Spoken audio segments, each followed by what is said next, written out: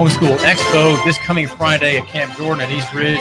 More than 1,000 families are likely to attend, many of them homeschooling, many of them thinking about homeschooling, many with small children. There'll be grandparents there and others looking out for grandchildren. There'll be many workshops, many resource experts. There'll be expert homeschool moms with the wearing flowers.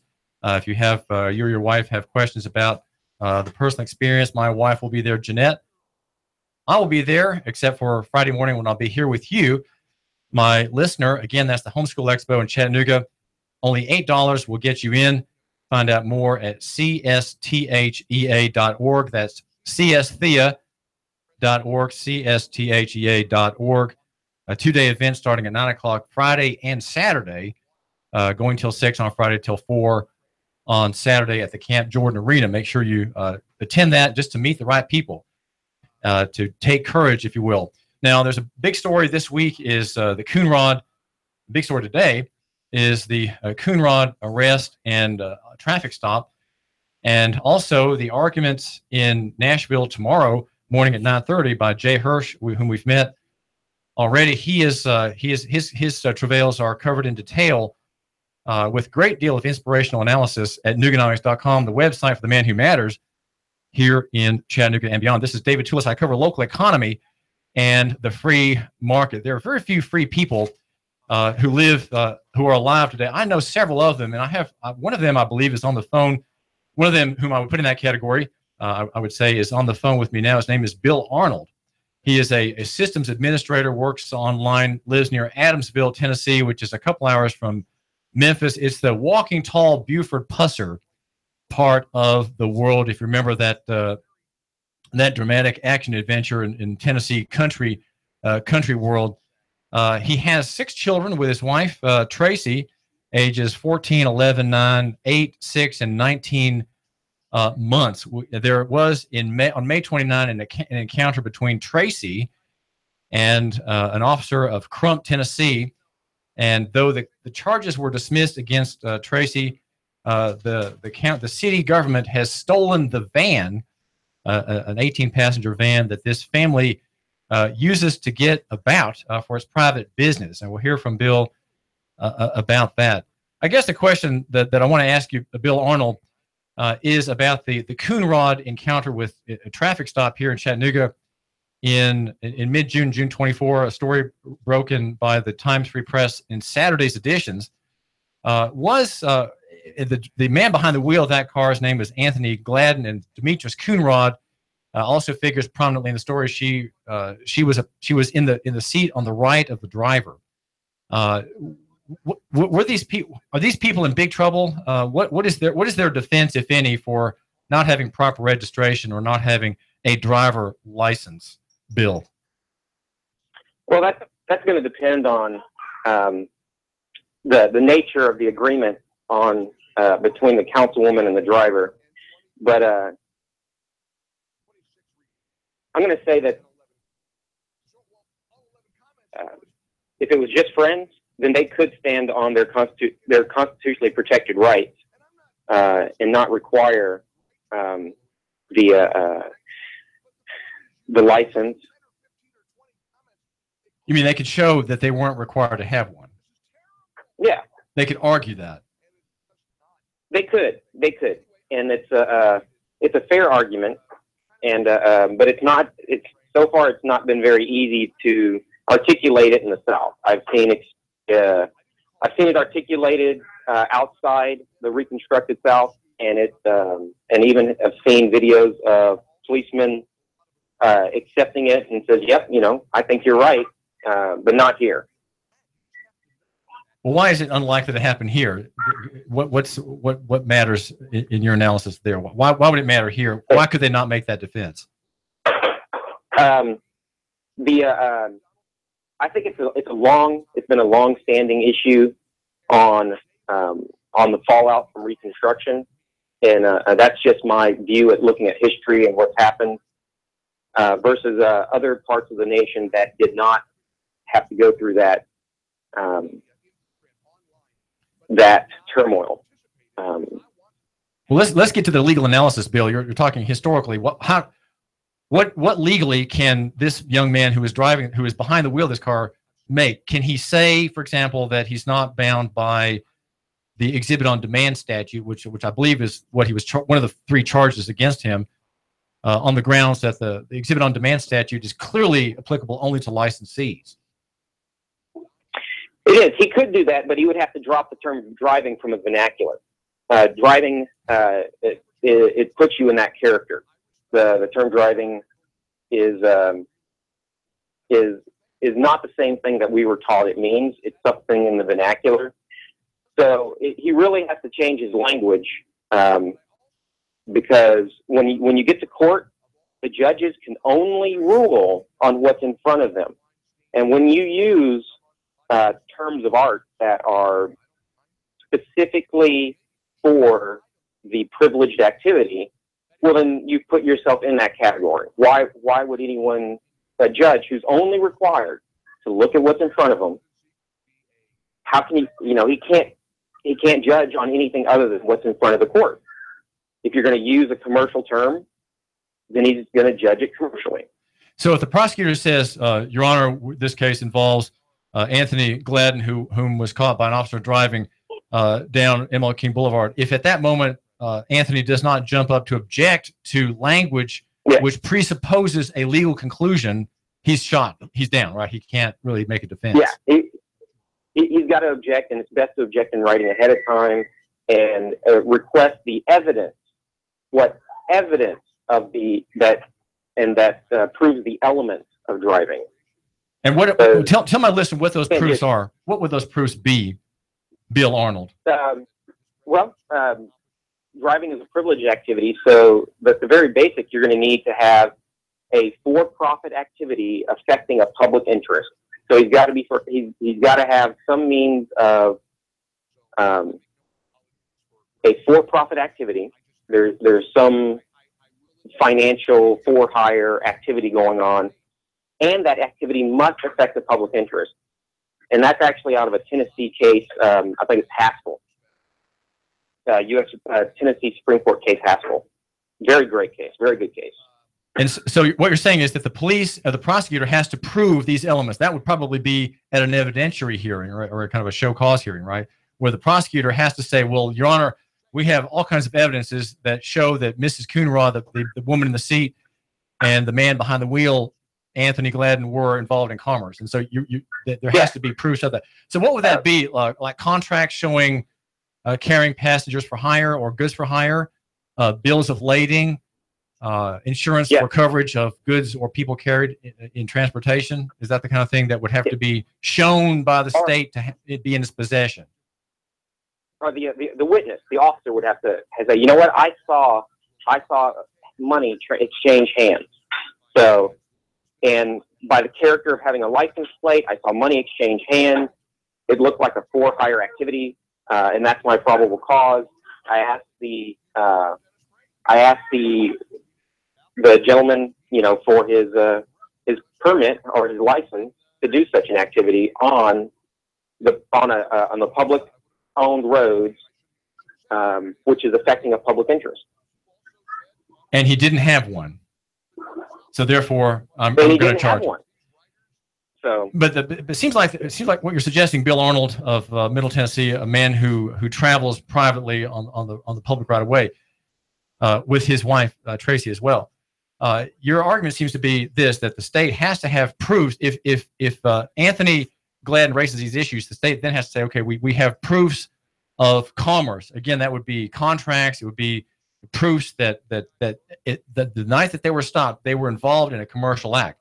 When they could have been in a state-regulated car, they could have been in a car that at one point maybe had some connection with commerce, needing to have insurance and the like, but was not that night. So you're saying that would be a difficult thing to prove if Anthony Gladden raised the issue correctly.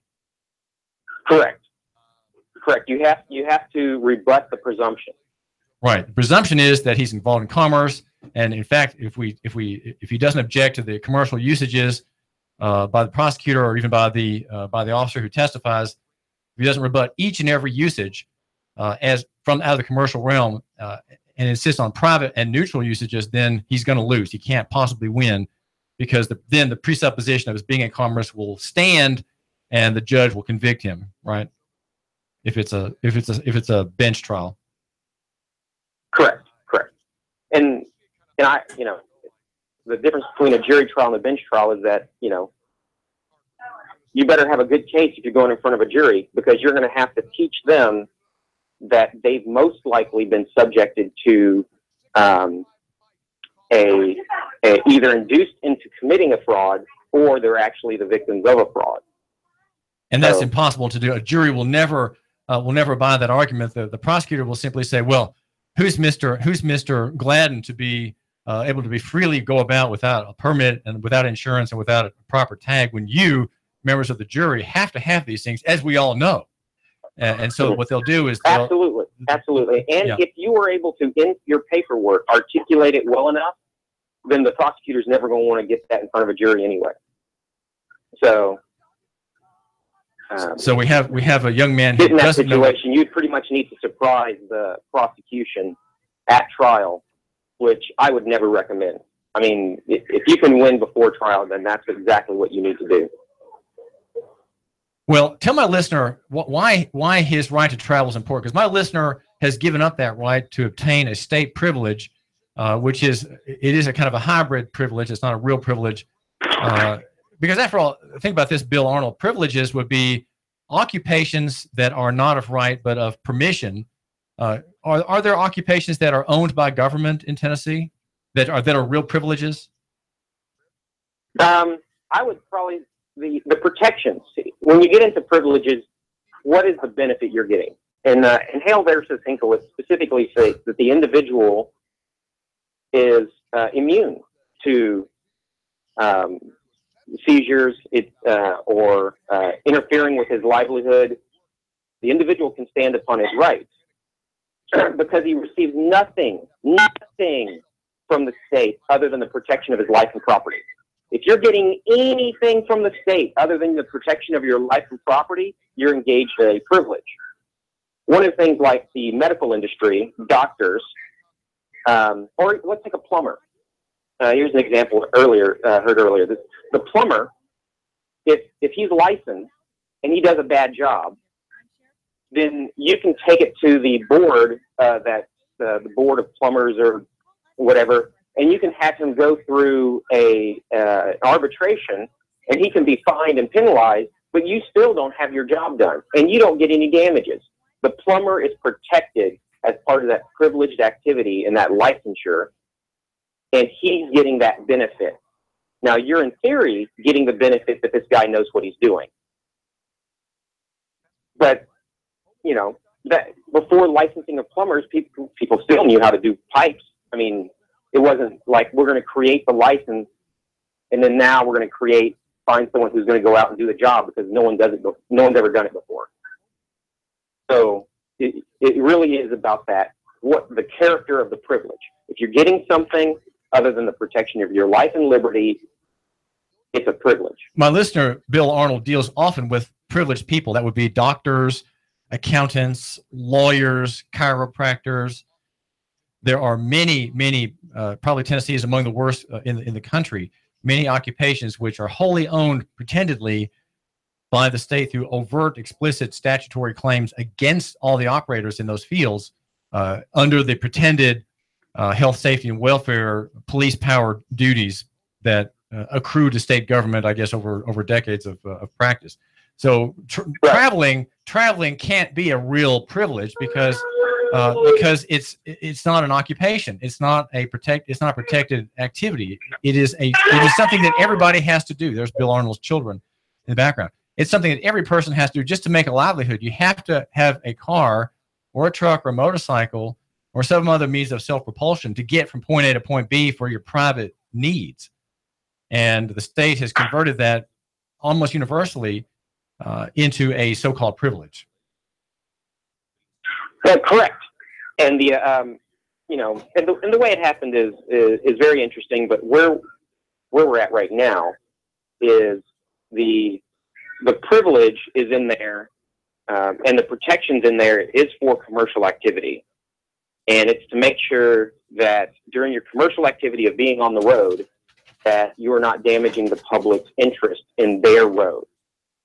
And as far as the doctors and, doctors are, have to have a license, and that's because the people want to be protected from, malpractice. He doses the drugs wrong or whatever.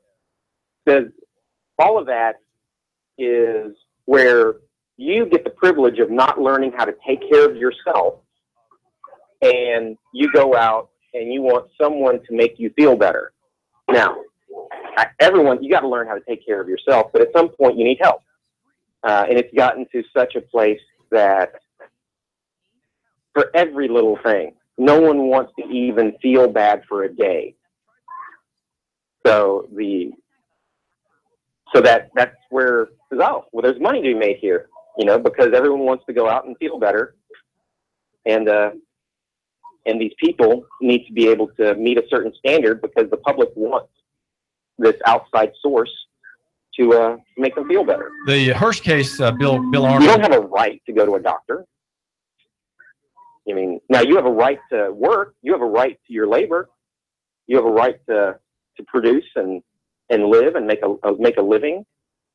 But if a guy comes in and says, no, I'm not gonna take you. I don't like your color. I don't like the way you talk. Well, a doctor can't refuse you.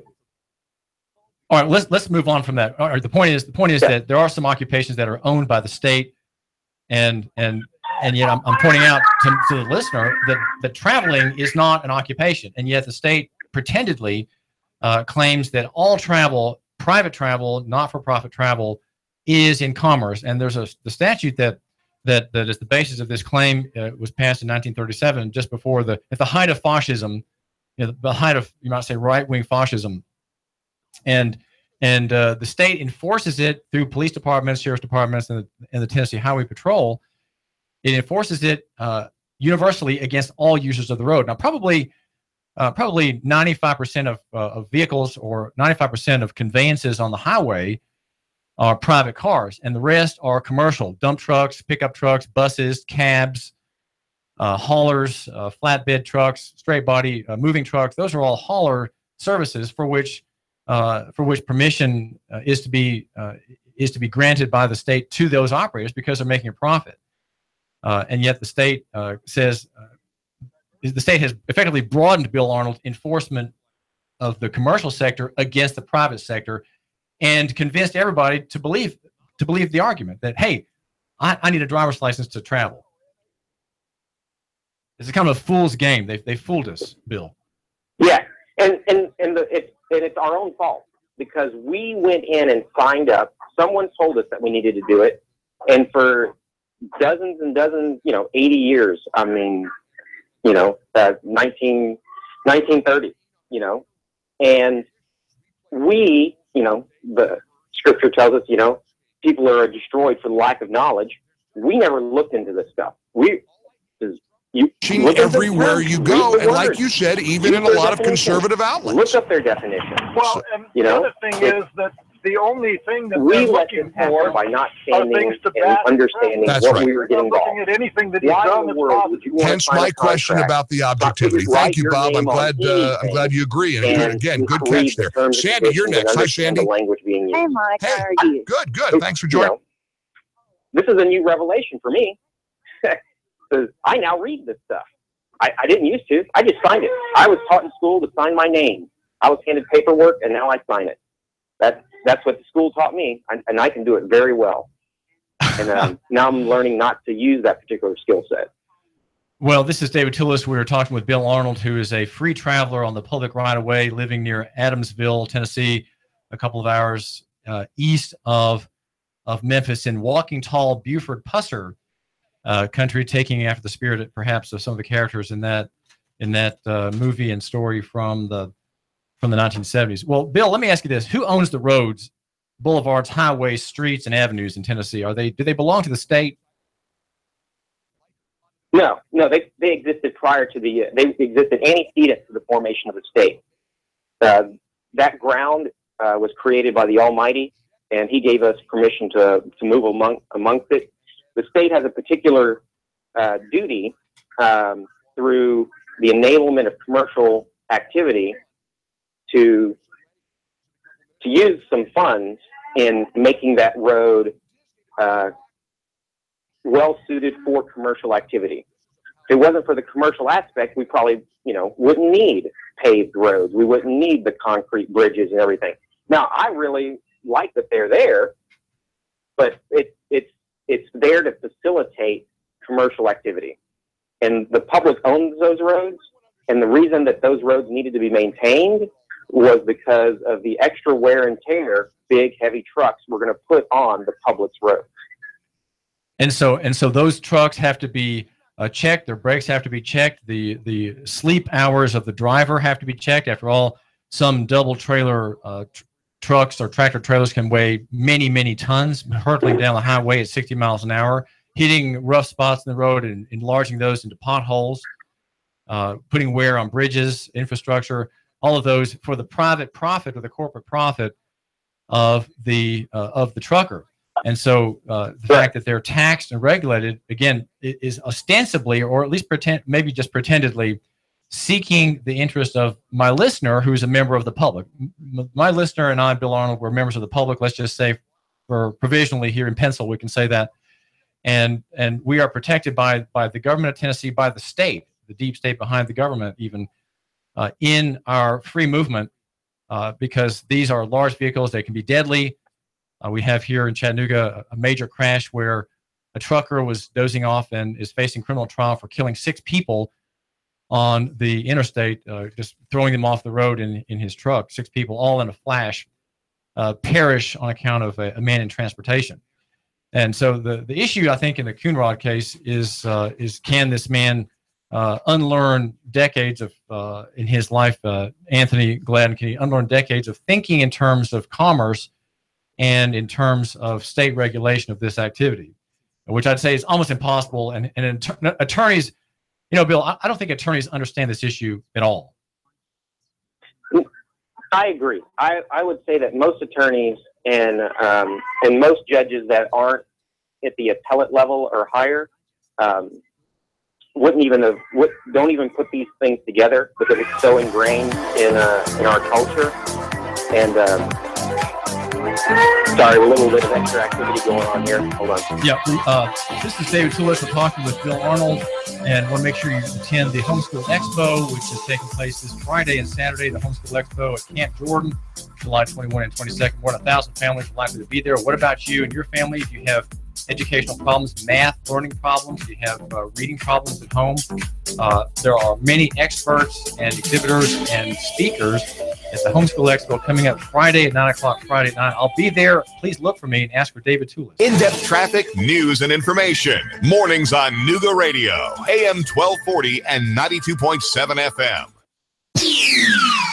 The Tennessee Valley's news, talk, and sports leader. Nooga Radio, AM 1240 and 92.7 FM.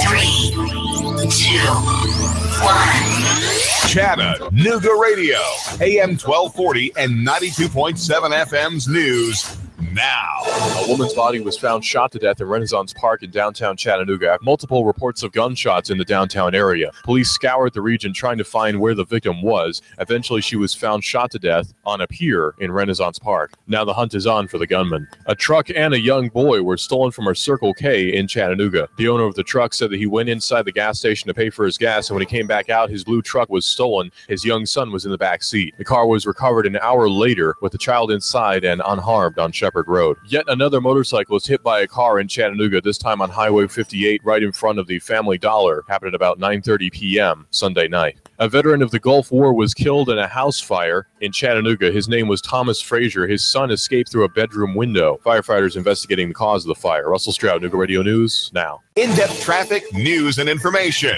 Mornings on Nooga Radio, AM 1240 and 92.7 FM. This is Thomas DeMalls with Keller Williams Realty. I am a realtor in Chattanooga. Chattanooga. We list and sell homes, work with buyers, work with home sellers. I have been involved in real estate for over 10 years. My background is as a real estate investor. That is what I bring to the table, is that real estate investor mindset. My job is to help you sell your house for the most money, employing the best marketing strategy and walking you through what can be a rather stressful